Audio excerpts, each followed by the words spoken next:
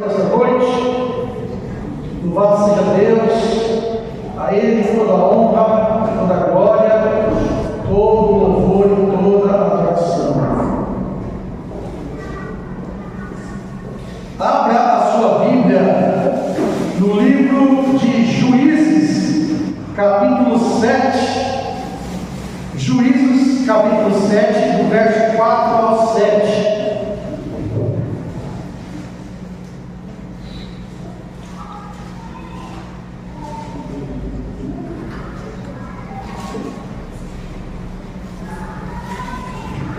Juízes é facinho de achar, porque está lá no começo da Bíblia, né?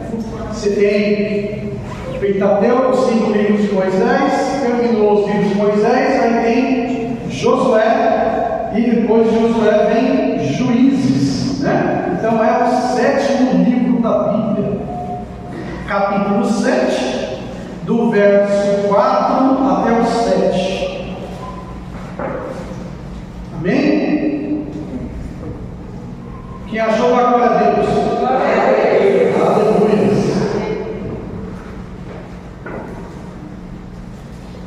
Vamos ler? E disse o Senhor a Gideão: ainda há muito povo, faz-os descer as águas, e ali os provarei. E será que daquele que eu te disser, este irá contigo, este contigo irá.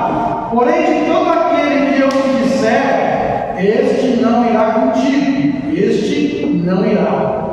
E fez descer o povo as águas. Então o Senhor disse a Gideão: qualquer que lamber as águas com a sua língua, como lambe o cão, desse porá a parte, como também todo aquele que se abaixar de joelhos a beber. E foi o número dos que lamberam, levando a mão à boca, 300 homens, e todo o restante do povo se abaixou de joelhos a beber as águas. E disse o Senhor a Gideão: com estes 300 homens que lamberam as águas, vos livrarei, e darei os midianitas na tua mão. Portanto, todos os demais se retirem, cada um ao seu lugar. Feche o olho, baixe a cabeça e vamos orar. Pai Celestial, no precioso nome de Jesus, Senhor, nós te adoramos, exaltamos o teu santo nome, Pai, porque só o Senhor é Deus. Tu és a honra, a glória, o louvor, o domínio, a majestade, as ações de graça, tudo pertence a Ti, Pai, e nós te damos, Senhor, porque nós somos teu povo, somos, ó Deus, ovelhas do teu pastoreio, e nesta noite, Senhor, gloriosa de adoração, Pai, Senhor, fala também agora por meio da palavra. Senhor, esta palavra, a tua palavra, Pai, que não mente, que é a verdade, Senhor, ela foi aberta. Ah, Senhor, ela está aberta e permanece aberta, ela foi lida. Agora, Senhor, Espírito Santo, eu te peço, fala, ministre, faz do teu jeito, da tua maneira, abra, Senhor, o nosso entendimento, os nossos corações. Queremos, Senhor, receber nesta noite aquilo que o Senhor tem para as nossas vidas. Senhor, nos exorta, nos conforta, Senhor, nos ajuda, nos esforça, Senhor. Fala, Senhor, ainda mais do profundo dos nossos corações. Continua, Senhor, realizando a tua obra em nosso meio. Continua operando, continua, Senhor, trazendo a graça, trazendo o amor, trazendo sobre nós, Deus, aleluia, Senhor, a tua bondade, em nome de Jesus, em nome de Jesus. Amém, amém e amém, Senhor Jesus. Amém. Eu quero estar falando nesta noite sobre as qualidades. Deus procura em nós qualidades. Deus enxerga as nossas qualidades. Deus, Ele partilha das suas qualidades comigo e com você, com nós. Deus, Ele vê. aquilo que há no profundo, aquilo que há no escondido e aquilo que há no sobrenatural. Como Deus, ele diz o profeta Samuel, que Deus não vê da forma como o homem vê. A forma como Deus ele vê, conforme Deus ele enxerga em você, é muito diferente da forma como eu e você nos contemplamos, da forma como você se enxerga no espelho. O olhar de Deus para mim e para você é um olhar onde Deus ele está enxergando em nós qualidades, onde Deus está enxergando virtudes, onde Deus ele quer pegar aquilo que é mal, que é ruim para mim e para você e transformar aquele defeito em algo que vai ser uma bênção não só para a sua vida, mas para a sua casa, para a sua família, com as pessoas que estiverem ao seu redor. Aonde você for, você transmitir a graça, o amor, a bondade do Senhor Jesus. E é tremendo porque esse texto ele fala de um momento onde o povo de Israel estava passando por muitas dificuldades. Eles estavam ali sendo oprimidos pelos midianitas. Os midianitas estavam lhes roubando, roubavam as suas colheitas, roubavam o seu gado, roubavam os seus lares, qualquer que fosse a posse que eles tivessem, os midianitas iam e roubavam. Eles estavam fracos, oprimidos, estavam passando por uma situação ruim espiritualmente também, porque eles tinham se afastado de Deus, e Deus então encontra no meio do seu povo um homem chamado Gideão, e ele então chama Gideão, levanta Gideão, para Gideão se tornar ali um instrumento nas mãos de Deus, e ele coloca a graça na vida de Gideão, ao povo, e Gideão então convoca um povo fraco, um povo que estava ali passando por uma situação muito ruim, e os transforma, os arregimenta em soldados de aquele povo. Então o que eles fazem? Seguem Gideão. E Deus ele olha para aquele exército grande que Gideão conseguiu ali ajuntar e fala: peraí, é muita gente. Os midianitas são bastante. O grupo dos midianitas era maiores, porque eram os midianitas, os ismaelitas e os árabes. Eram 3 povos que estavam ali fazendo a opressão.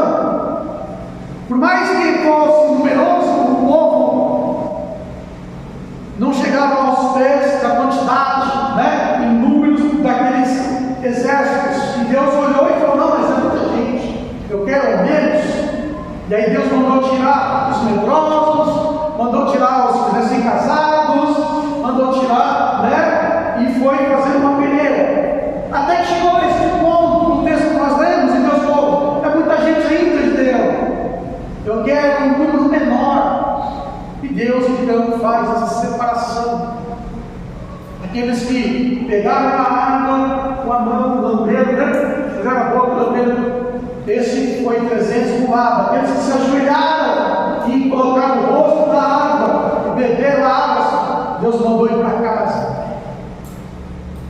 Porque de alguma maneira Deus ele olhou naqueles 300 algo diferente. Eles foram diferentes da forma como eles fizeram uma coisa simples: beber água. Há uma lição muito tremenda aqui, porque Deus ele vai olhar para mim e para você, e Ele vai ver em coisas simples como beber água. Ele vai olhar em qualidades, Ele vai olhar em mim e você, coisas que nós nem imaginamos que estão presentes em nós. E é isso que Deus ele quer pegar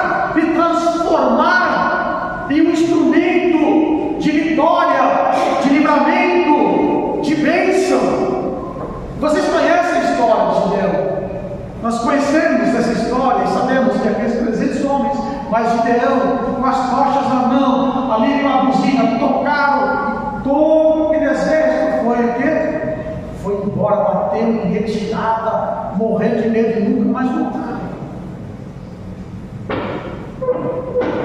As tuas qualidades são instrumentos de proezas na mão de Deus. Diga assim: a minha qualidade, Senhor, as minhas qualidades são instrumentos de proezas das mãos de Deus. Está entendendo? As tuas qualidades, e você tem muitas, nós temos muitas, são instrumentos nas mãos do Senhor para que muitas proezas sejam feitas, para que muitas coisas aconteçam que não só vai te beneficiar, não só vai beneficiar a tua casa, mas as pessoas que estão próximas ao seu redor, aonde você for. Isso vai acontecer, porque Deus, Ele transforma, Deus, Ele pega as nossas vidas e Ele faz grandes coisas. Eu quero falar sobre algumas qualidades. Eu separei 4 apenas, para não ficar, para a gente não se prolongar muito. 4 qualidades que Deus procura em todos nós, que Deus deseja ver em todos nós. A primeira que eu quero estar falando hoje é a qualidade de ser um inconformado. Ser inconformado aos teus olhos é uma qualidade? Sim ou não? Você fala assim: ó, fulano, ele é um inconformado. Você acha que isso é uma coisa boa? Acho que não. Quem disse? Jane. Por quê? Uma pessoa inconformada é uma pessoa revoltada, não é? Uma pessoa inconformada, ela é revoltada. Uma pessoa inconformada é uma pessoa que não é tão dócil assim, porque ela está revoltada, então ela não é dócil, desobediente, impulsivo. Mas se eu disser para você que nós, no decorrer das nossas vidas, só vemos o que é ruim sobre a questão de ser inconformado, porque existe uma qualidade em ser inconformado que deve estar sobre as nossas vidas, mas não desta forma como nós vemos, né? Brigando, revoltado, resmungando. Nós temos que ser um inconformado diferente. Um inconformado diferente. Gideão era um homem inconformado. E Deus, quando apareceu para Gideão e enviou um anjo, ele diz o que para Gideão? Vai na tua força, homem valoroso. Gideão não se conformava em ver a sua vida, a sua família, a sua casa sendo roubada, a nação sendo oprimida. Gideão não se conformava com aquela situação. E ele se fazia uma pergunta: mas aonde está as coisas tremendas e maravilhosas que eu ouço falar de Deus? Eu ouvi falar que Deus abriu um mar. Eu ouvi dizer que Deus enviou pragas no meio do Egito e fazia separação entre nós e os egípcios. Eu ouvia falar que Deus enviava o pão do céu, fazia água sair da rocha. Eu ouvia falar que quando o povo, o exército do Senhor marchava, as muralhas caíam por terra. E agora nós estamos assim, desta forma, nós estamos vivendo esta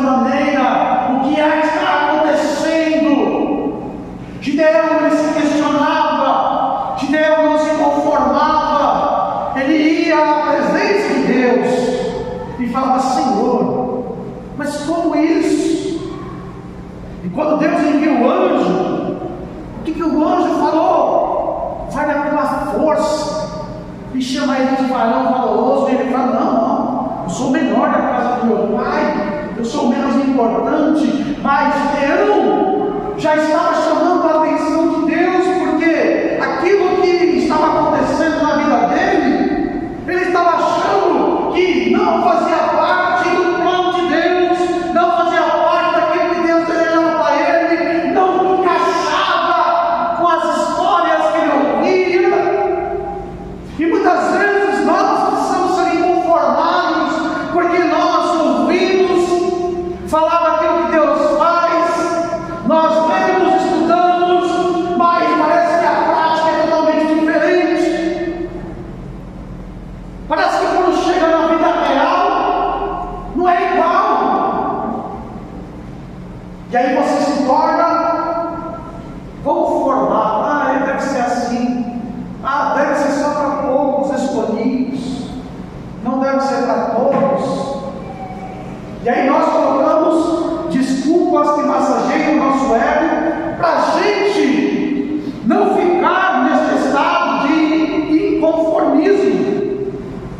Porque você tem dentro de si que inconformismo é uma coisa ruim, mas se for desta forma, resmungando, não reconhece os seus erros, põe a culpa nos outros, revoltado. Mas se você ficar inconformado com uma situação e falar: não, vai errar, e eu vou entrar na presença de Deus, e eu vou buscar de Deus, porque deve ter algo que não está fazendo sentido, e você reconhece que isso é com você e não com o Senhor, e não com a sua palavra, você passa a se tornar um inconformado que chama a atenção de Deus.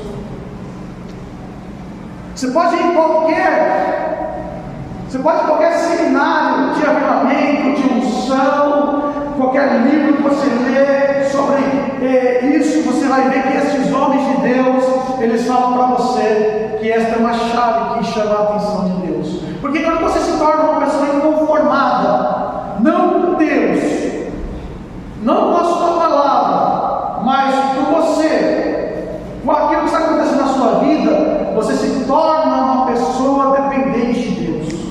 Como o irmão falou aqui, nós temos que colocar tudo na presença de Deus, porque Ele cuida de nós. E quando você fala: peraí, o erro sou eu, não é Deus.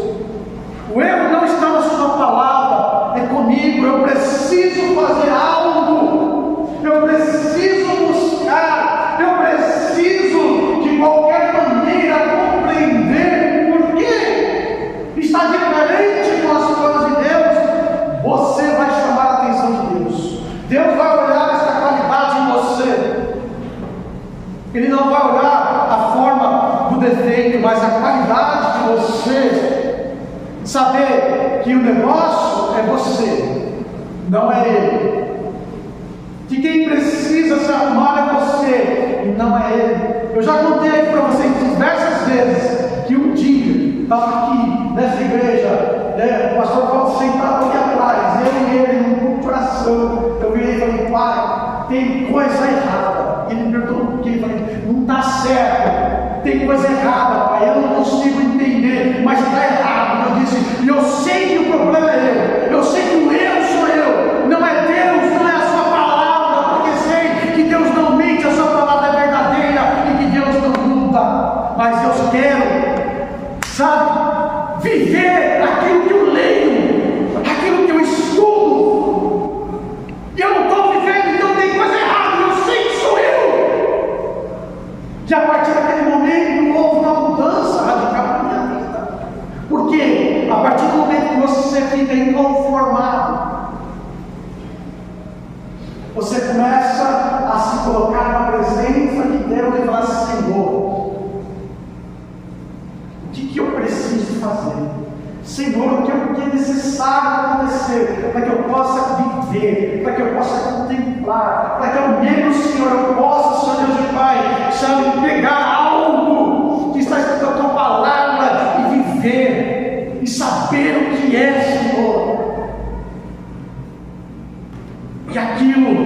sabe, chama a atenção de Deus, e Deus ele vem, e ele começa a abrir portas para você, ele começa a trabalhar na tua vida, e você começa a contemplar coisas, porque você não se conformou.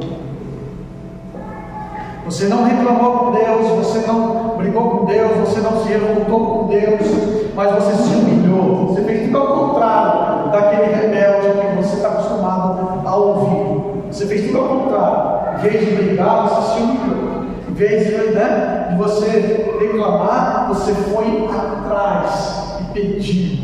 E Deus ele foi e trabalhou na sua vida. Gideão, Deus olhou para ele e viu que ele não se conformou com aquela situação. Nós, Deus está querendo que eu e você nessa noite venhamos entender isso. Jamais fique conformado. Sempre seja diante de Deus, ó Pai, eu te agradeço. Porque, Senhor, a tua misericórdia tem me mostrado, o teu amor tem me levado, Senhor, a experimentar cada dia mais coisas abençoadas, coisas novas. Mas, Pai, eu quero mais. Porque eu sei, Senhor, que o Senhor tem muito mais para realizar na minha vida, na minha casa, na minha família, no meu ministério, na igreja, no meu trabalho, Senhor. Eu sei que o Senhor tem muito mais, porque o Senhor é grande. A minha mente não entende a sua grandeza, Senhor. Mas, Senhor, eu não vou ficar, Senhor, parado aqui. Eu te agradeço, mas eu desejo mais. Está entendendo como é diferente? Você não chega reclamando para Deus. Você agradece, você é grato, mas você fala, Pai, eu quero mais. A minha vida espiritual, Senhor, não pode ficar parada, ela tem que crescer. A minha vida como ser humano nesta terra não pode ficar de qualquer maneira, ela precisa crescer. Eu preciso, Senhor, ser melhor cada dia. Eu preciso compreender cada dia. Cada dia mais eu preciso melhorar. Eu não estou contente, eu te agradeço, mas eu desejo mais, porque eu sei que o Senhor tem mais. Senhor, eu sou grato por tudo, Pai, mas, Senhor, me ajuda a ir a romper cada vez mais as barreiras. Você já viu?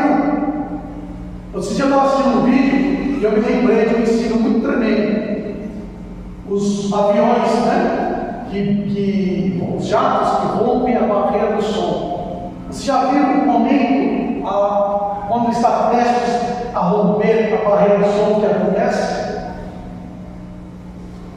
Quando um avião está prestes a romper a barreira do som, parece que na cauda dele se amontoa um montão de ar assim, você vê assim, ó, aquele ar assim, fazendo como se fosse uma roda assim, ó, atrás.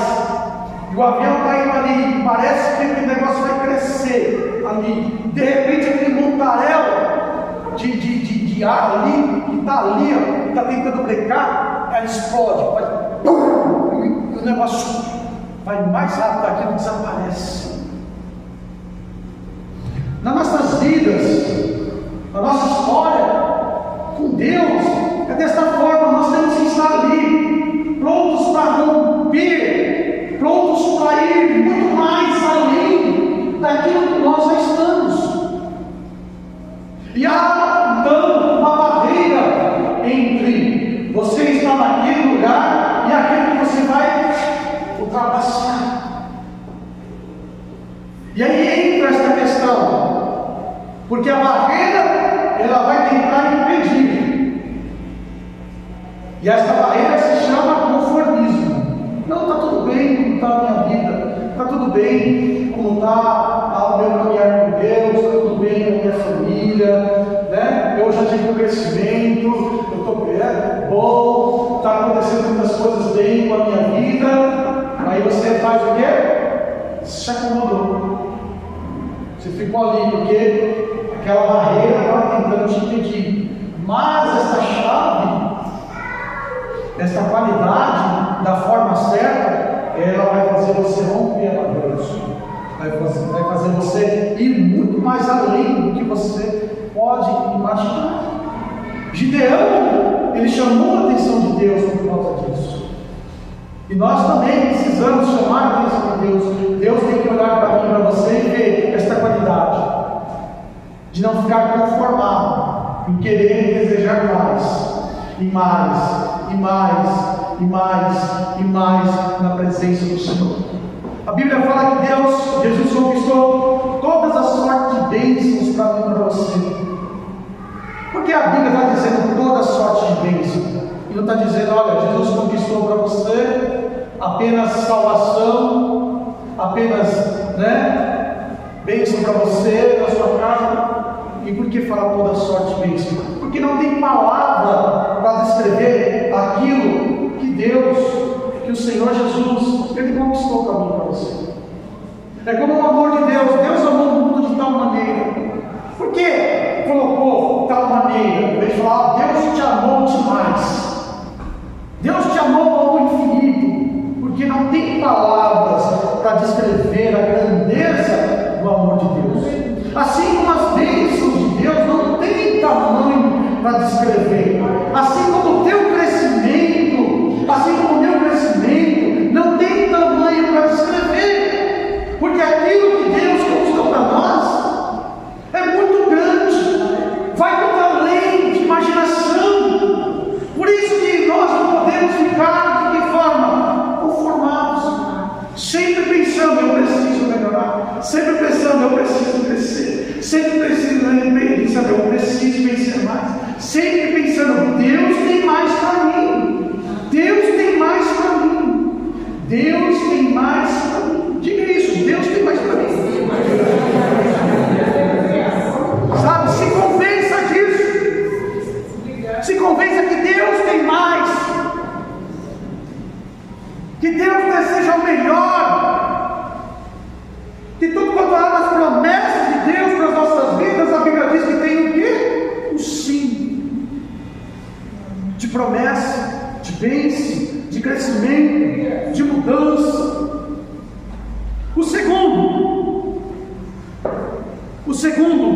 A segunda qualidade é fidelidade.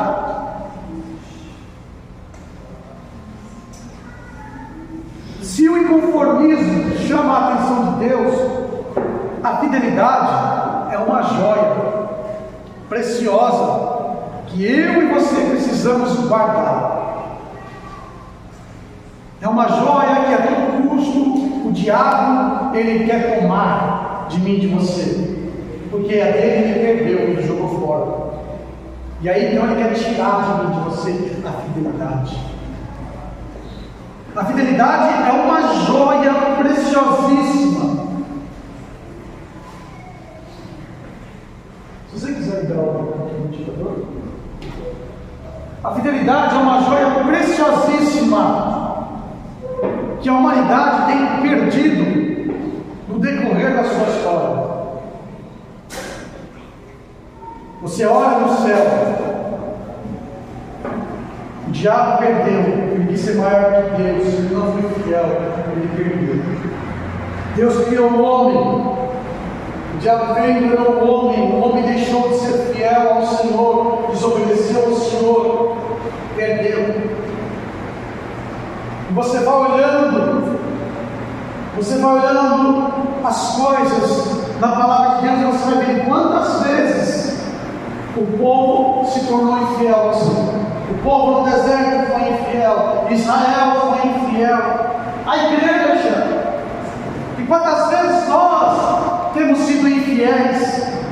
Porque esta qualidade, que é uma joia preciosa, ela precisa todos os dias ser protegida e guardada, e nós temos que guerrear, lutar, sabe, contra o assalto do diabo, para não arrancar de nós. Deus, quando Ele olha Jó, nós conhecemos a história de Jó. Qual foi a maior qualidade que Deus Ele fala de Jó? Fiel. Ele é fiel. A fidelidade. Deus confiava tanto em Jó que Ele fez o que? Deixou o diabo arrancar tudo dele. Perdeu os filhos, perdeu os seus rebanhos, dinheiro, tudo que ele tinha ele perdeu. E aí a mulher dele virou para Jó e falou: Jó, amaldiçoa o teu Deus e morre. Sabe o que ela estava dizendo? Perde a tua fidelidade. Você está fiel a Deus, só falta isso, só falta perder isso. Então amaldiçoa Ele, perde a tua fidelidade e morre, porque não tem mais nada para você perder. E aí ele falou: você é louco.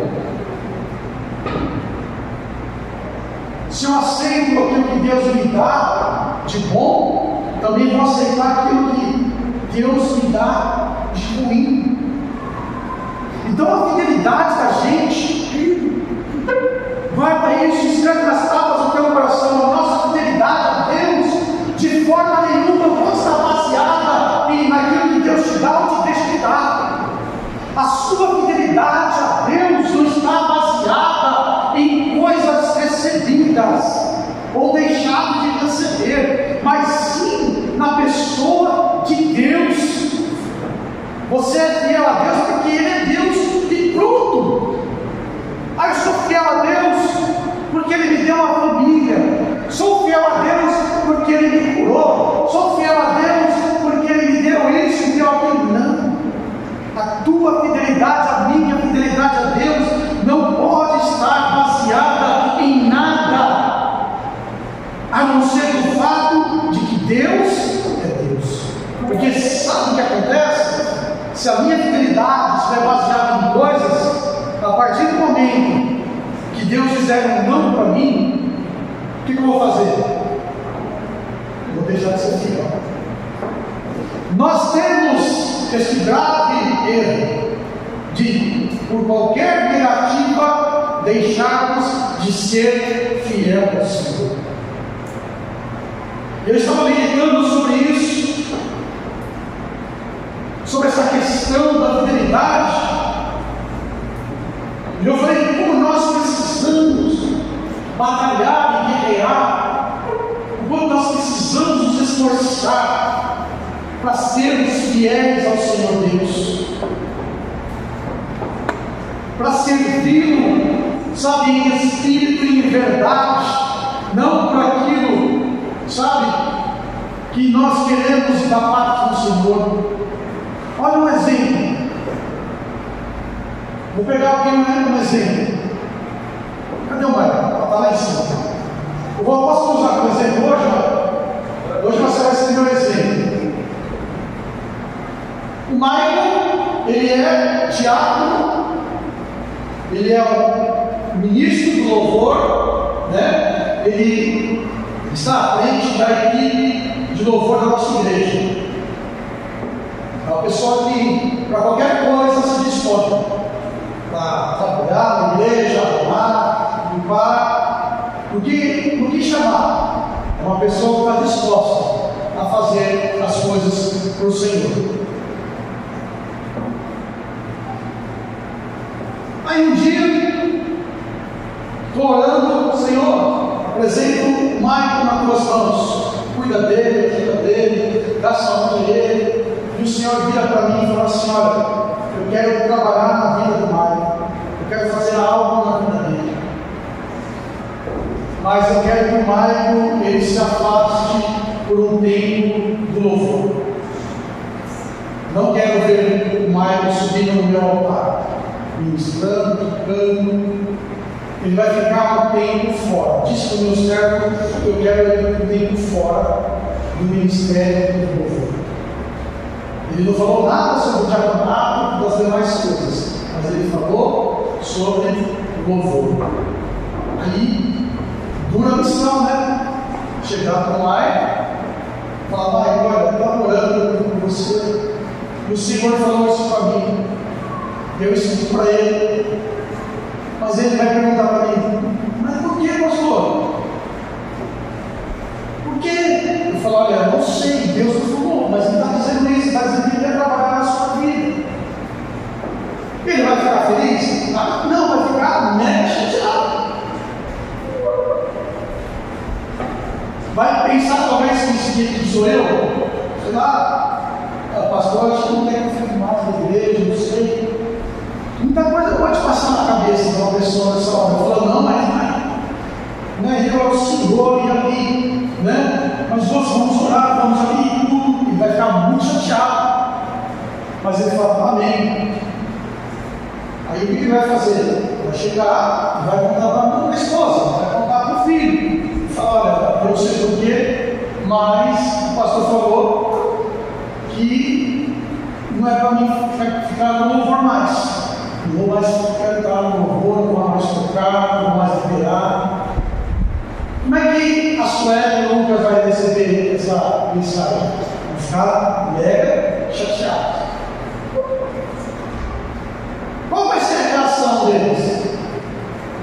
Qual vai ser a reação da Sueli?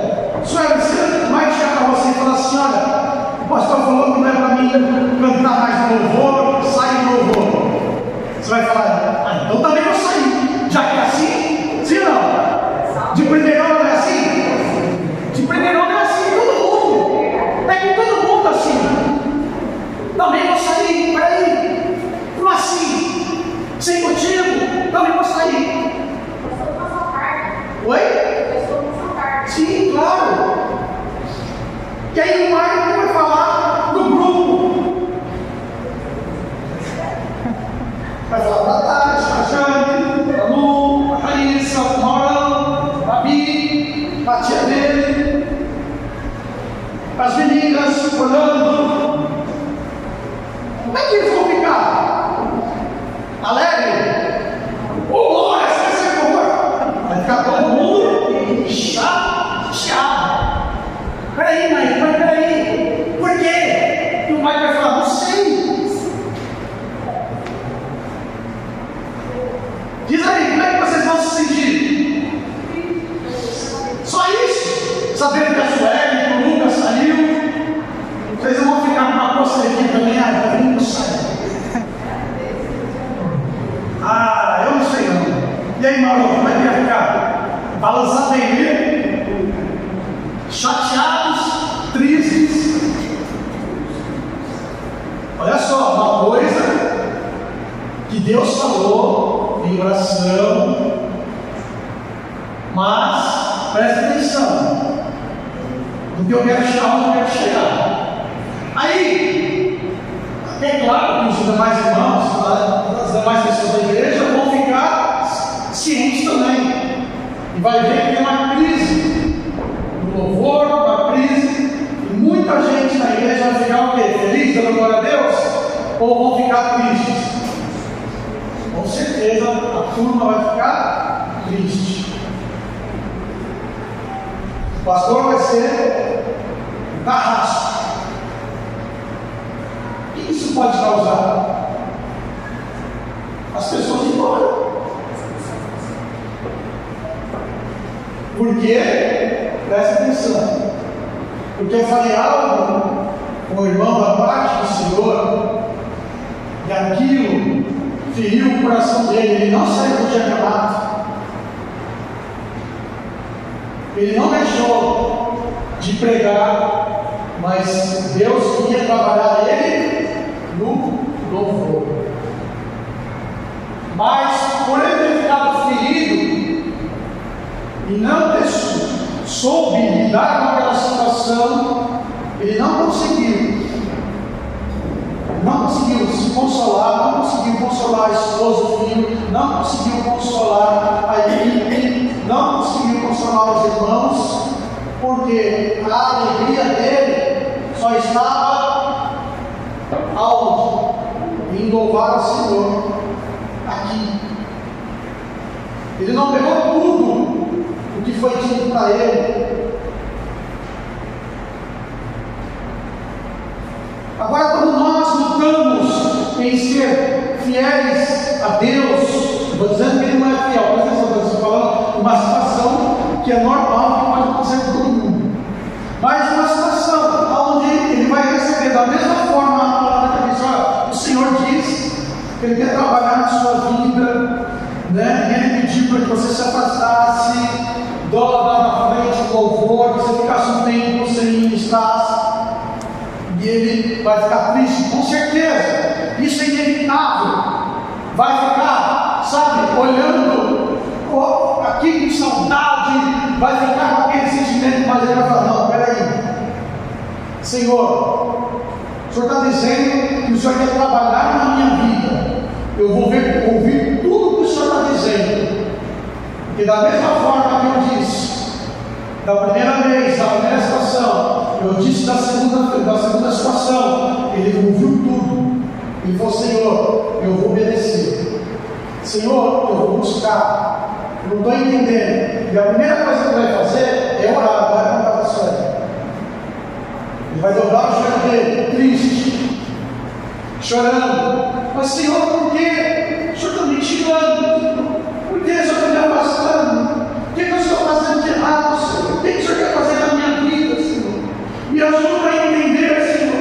Senhor, eu não quero, Senhor Deus e Pai, ser rebelde. Eu não quero, Senhor Deus, sabe, estar fora de tudo aquilo que o Senhor quer para a minha vida. Senhor, me dá a direção. Ele vai pedir para Deus ajudá-lo. E aí ele vai contar para a esposa. Aí a esposa fala: eu também vou sair. Ele falou: não, você não vai sair. Deus está falando comigo. Não está falando com você. Você não vai sair não, porque Deus está falando que vai tratar com a minha vida. Você permanece aonde você foi chamado e fica lá. Não sai não, porque senão a coisa vai desandar. Deus está dizendo que Ele vai trabalhar na minha vida. Então a minha vida vai entrar numa situação onde eu vou buscar, onde eu vou entregar mais, onde não pode haver descontrole. Então permaneça. Vai falar com o filho permanecer, vai falar com a tia, com os parentes permanecer, vai chegar na equipe de louvor e falar: olha, eu vou ficar um tempo afastado, porque o Senhor quer trabalhar na minha vida, mas permaneçam fiéis. Olha, não fique triste, não fique abalado, porque Deus vai fazer algo grande, algo novo. Deus vai fazer algo tremendo. É algo pessoal que eu preciso passar. Irmãos, já disse isso 1, 2, 3, vou falar 1000 vezes. Todos nós temos que fazer renúncias para crescer em Deus. Todos nós temos que entregar coisas que amamos, queremos que Ele estrepe o amor com nossas vidas, para que nós possamos romper. Todos nós temos que fazer renúncias. Você vai olhar na Bíblia, e talvez essa é a renúncia que Deus esteja pedindo dele. Talvez é aquilo que Deus esteja dizendo para ele, que quer ele afastado, porque Deus quer sondar aonde está a fidelidade do coração dele, para que quando ele voltar a subir aqui, ele não volte mais como um diácono, mas volte como pastor. Talvez Deus quer entregar um cajado na mão dele. Deus, Ele prova os nossos corações, aonde está a nossa fidelidade. E você lê na Bíblia, e você conhece as histórias. Deus provou Abraão, pediu o seu filho Isaque. Deus mandou Moisés no deserto, foi tratado.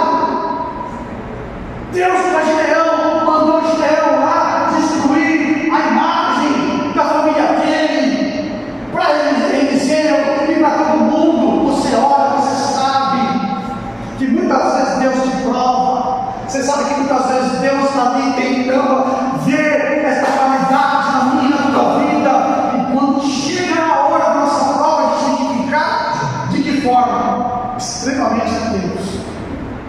Porque uma coisa errada pode desencadear, sabe? Não uma vitória, mas uma derrota total. Por isso que é uma joia.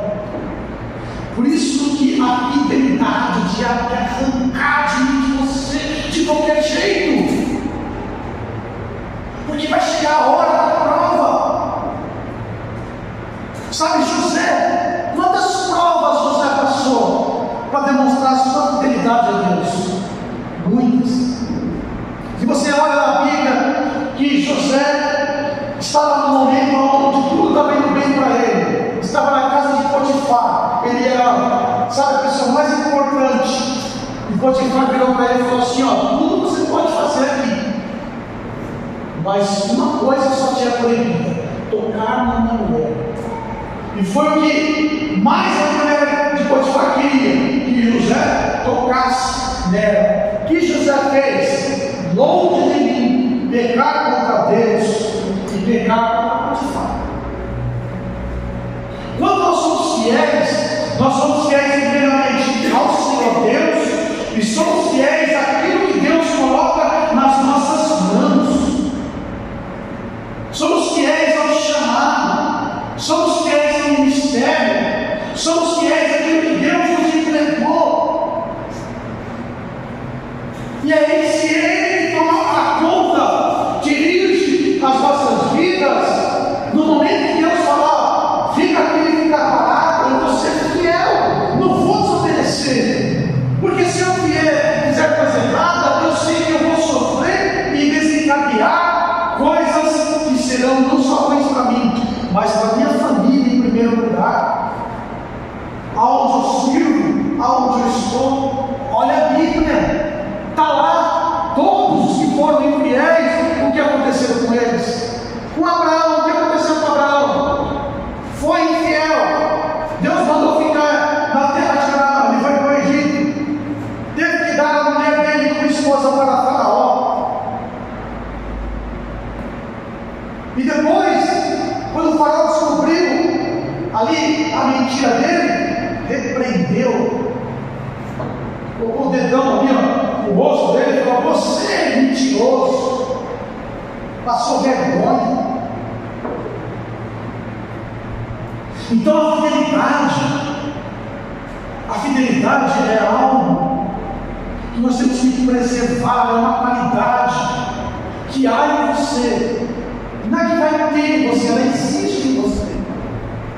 Mas se nós não cuidarmos dela, e se não ficarmos atentos às coisas que Deus pretende e deseja nas nossas vidas, a nossa fidelidade, ela pode ser frágil e ela pode nos levar para um lugar muito ruim.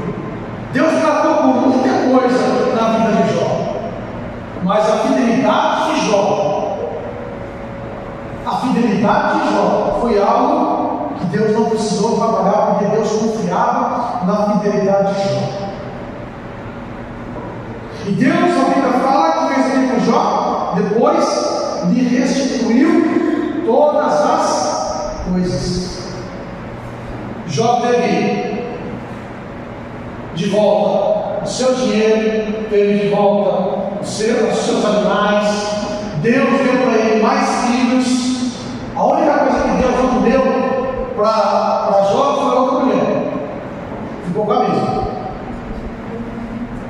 Ficou com a mesma mulher. E Deus não deixou de tirar aquela mulher.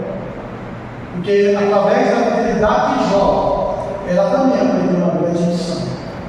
Então a tua fidelidade, ela é bênção para a tua família. Ela é testemunho para as pessoas que conhecem a tua história. Ela é bênção onde você congrega. Ela é bênção onde você for. Porque é uma joia que atrai bênçãos, milagres. Não é outro exemplo. Enfim, na Bíblia nós temos muitos exemplos. Já vai dar 8 horas já. Eu queria falar também sobre a questão de uma outra qualidade, que é a nossa confiança no Senhor. É confiar em Deus, porque o maior fruto da nossa confiança em Deus é a coragem. Sabia disso? A confiança em Deus, essa qualidade, ela gera a coragem. Sem fidelidade, sem confiança, não há coragem. Se você não confia em Deus, você não tem coragem. Davi é o maior exemplo disso. Porque quando Davi vai falar com Saul naquela questão do gigante Golias, ele fala para Saul assim: olha, eu estava apacentando e apareceu um leão, apareceu uma outra vez um urso, e todos eles quiseram tirar uma ovelha do meu rebanho. matei tanto o leão como o urso. Antigamente, na terra de Israel, tinha ursos, tinha leões, hoje já não tem mais, foi extinto, mas tinha ursos e leões, não aqueles ursos pardo, grandão, gigante, eram ursos menores. E os leões eram diferentes daqueles leões que a gente vê na savana da África. Era uma espécie de leão também diferente, mas eram animais selvagens, animais que pesavam 5 vezes, 10 vezes mais que a vida. Um urso que pesa 450 quilos, quanto um menino, um adolescente que pesa 50, 60 quilos, e ele venceu. E aí quando ele fala para Saul, ele fala: olha, Saul, da mesma forma vai acontecer com esse incircunciso filisteu. E aí quando ele se encontra com o incircunciso filisteu, Golias o xinga, Golias o tira sarro, e vocês sabem que Davi disse para ele, sabe? Tu vens a mim, espada e lança, porém eu vou contra ti em nome do Senhor dos exércitos, Deus dos exércitos de Israel, que você tem afrontado. E todos saberão hoje que o Senhor livra, não pela mão da espada, porque do Senhor é a guerra. Davi não tem coragem, vai lá, muito. Havia guerreiros valorosos, como o próprio Jonatas, filho de Saul. Era um guerreiro esplêndido. Saul era um grande guerreiro, mas nenhum deles tiveram coragem. E Davi tinha coragem do quê? Ele confiava em Deus. Da mesma forma, uma confiança em Deus vai gerar uma coragem em você tão grande que vai te impulsionar a vencer. Não importa o tamanho das coisas, as dificuldades que você vai enfrentar, você, na sua confiança, vai caminhar debaixo de coragem. A Bíblia fala que Deus não se agrada do que? Daquele que olha para trás. A Bíblia fala: se te mostrarem frouxo no dia da batalha, pequena será a tua força. Você vai ver que Deus nos deu um espírito, não do que? De covardia, mas um espírito que? De força, de intrepidez e de coragem. A coragem é algo que Deus procura em nós, e a verdadeira coragem nós teremos diante do que? Da nossa confiança no Senhor. É confiar de todo o coração em Deus. Para você confiar em Deus, você tem que se convencer a si mesmo. Você tem que fazer um trabalho na sua vida. É você virar muitas vezes para si mesmo e falar para ti, como Davi fazia. No Salmo 103, por exemplo, ele fala: bendize a minha alma ao Senhor. Ele está falando para ele, não está falando para o próximo. Ele fala: bendize a minha alma ao Senhor. Ele dizia: em tudo que tem em mim, bendize o seu santo nome. É um trabalho que você precisa fazer com você mesmo, se convencer a si mesmo de que Deus te ama, de que Deus é a tua vida. É confiar nele. A confiança, ela vem através do autoconhecimento, porque quando você é convicto, assim como Davi era convicto, aí as coisas mudam e nunca vai lhe faltar o elemento chamado coragem, que Deus ele quer ver na minha vida, na tua vida, porque Deus não se alegra da nossa covardia, mas Deus se alegra da nossa coragem. E para terminar, porque o tempo já se esgotou, Deus nos procura uma outra qualidade, chamada sabedoria.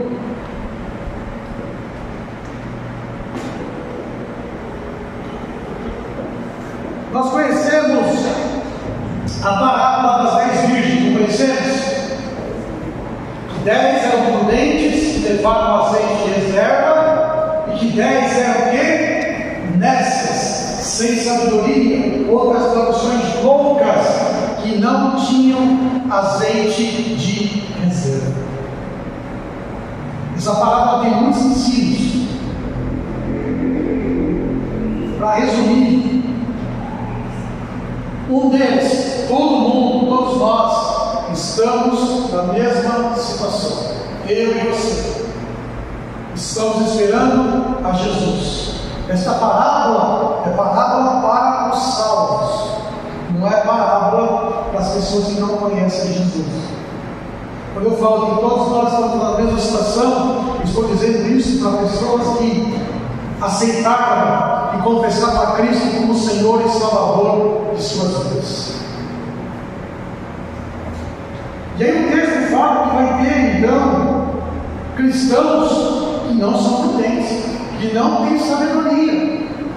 Esses são aqueles que não vão alcançar o prêmio final. Estavam todos ali esperando Jesus voltar. Estavam todos na mesma situação. Só que elas não tinham sabedoria. Enquanto outros tinham sabedoria, levaram o quê? Azeite a mais. Levaram azeite extra, azeite de reserva. Nunca deixavam faltar o azeite. Enquanto outros estão brincando, não levam azeite, deixam o azeite acabar. Estão agindo sem sabedoria. Todas as vezes que nós deixamos o azeite acabar na nossa botija, nós estamos agindo como loucos. Mas todas as vezes que você renova o azeite sobre você, você está agindo com sabedoria e com prudência. E a Bíblia até nos exorta a pedirmos sabedorias que está faltando. Aquele que não tem sabedoria, peça a Deus e dá literalmente. Deus não lança em rosto, mas Ele vai enxar. Então Deus ainda nos dá a oportunidade de sermos sábios. Só que vai haver um momento em que você vai procurar azeite e não vai achar. Você vai pedir azeite para alguém e essa pessoa não vai dar para você. Vai chegar um momento aonde, embora estamos no mesmo barco todo mundo, só será resgatado, só vai entrar ali na presença do Senhor quem tiver azeite. Por isso que o Senhor, Ele quer que eu e você andemos como sábios e não como honestos, andemos na luz e não nas trevas. Está dizendo para quem essas palavras? É para o crente, para o cristão. Não está falando para a pessoa que não conhece Jesus. Está dizendo para mim e para você. São qualidades que temos, mas muitas vezes talvez nos esquecemos. E Deus está chamando a renovar as nossas vidas nesta noite. A sabedoria está chamando para renovar a nossa confiança, a nossa fidelidade e o nosso inconformismo de forma correta, para que Ele venha e realize muitas coisas através de você, através do teu ofício, do teu ministério, do teu trabalho, aonde você for, aonde você estiver, ali manifeste a graça de Deus, o amor de Deus. Não tem questão de idade, não tem questão de escolaridade, não tem questão de nada. A única questão é você, a única questão sou eu, a única questão somos nós. A única questão está a nossa fidelidade, confiança, onde está, sabe, a nossa fonte de luz, que é o Senhor, que é o nosso Deus. E assim então, para terminar, como houve ali, com Gideão nos seus presentes, da mesma forma Deus está hoje, nas nossas vidas, eu estou durante lado, você e eu, todos que estamos ouvindo esta palavra, somos aqueles que pegaram a água